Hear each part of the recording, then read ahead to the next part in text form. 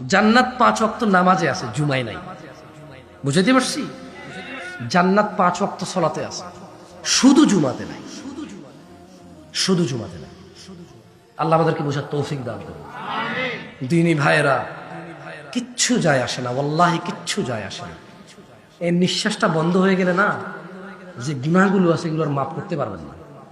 এই পৃথিবী, এটা পৃথিবী, এখানে আল্লাহকে সন্তুষ্ট করার জায়গা, আল্লাহ থেকে মাপ নেওয়ার জায়গায় এটা, আল্লাহকে রাজি খুশি করার জায়গায় এটা। মরে গেলে আপনি নেকিও করতে পারবেন না, আর গুনাহও করতে, বরঞ্চ গুনাহ করতে পারবেন। যে গান বাজনাগুলা আপনারা করান, কেমন যে গান বাজনাগুলো আপনারা করান, এই ইউটিউবার ভিডিও ছেড়ে দিয়ে তো মনিটাইজেশন করে চলে যাবে, ও যাবে মরে। এই ওয়াজ শুনতে এসে মানুষ আসার পরে দেখবে যে এখানে গান চলে, অ্যাডে, ওর গুনাহ হবে, ও মরার পরে এই গুনাহ পাবে। তোদের দোকানে টেলিভিশন, চায়ের দোকানে বাপে দিয়ে গেছে টিভি, সিনেমা দেখায়। আরে ওই যুগ ছিল, সিনেমা দেখতে গেলে সিঙ্গারা সমুসা ফুরি না খেলে সিনেমা দেখতে না, কিছু খা। হ্যাঁ, এটা ইনকামের পথ ছিল। বাট আমি টিভি চালা, কারণ যাচ্ছে না, কিছু না খেলে পোষাবে নাকি? আরে ওই দিনও চলে গেছে, এখন যুগ উন্নত হয়েছে তো পোলাবে না, এখন জানে না এগুলা।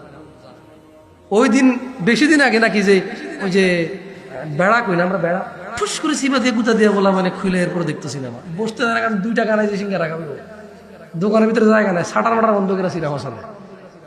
না না, গুনাহ হবে, মানুষ দেখলে কি করবে তা না, ফ্রি ফ্রি সবাই সিনেমা দেখে ফেলবে, তাই সিঙ্গারা খা, সমুচা খা, সিনেমা খা। এরা মরে গেল, গুনাহ গুলো হইতে থাকবে। এই যে ডিশ ব্যবসা করে না, ডিশ ব্যবসা, যত মানুষ সিনেমা দেখে তাদের ডিশের থ্রুতে। এখন বলবে যে হুজুর ইসলামিক টিভি চ্যানেলও তো আছে, কয়টারে আছে কসাই? এখানে একজন লোক দাঁড়ান তো, বাংলাদেশে 5টা ইসলামিক চ্যানেলের নাম বলে। তো ডিশও নগরে গুলোর আমার এই যুক্তি দেয়।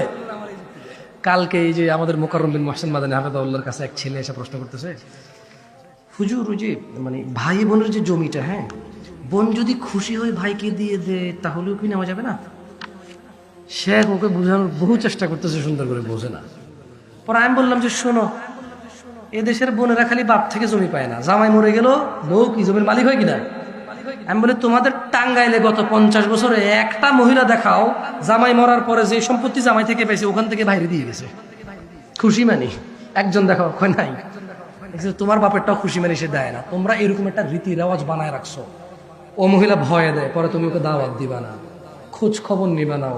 এটাকে বলো তত্ত্ব তালাশ। আমরা কি বলি এটাকে আমাদের ভাষা, শুদ্ধ ভাষা কি কই আমি জানি না, আমরা এলাকায় আমরা কি কই, তত্ত্ব তালাশ কই আমরা। ও বোন জানে যে তত্ত্ব তালাশ করতো না, আর ভাই ও হিতে কিচ্ছু ইয়ে নেই, হিতে দিয়ে হিতে যাই দিল গেছে।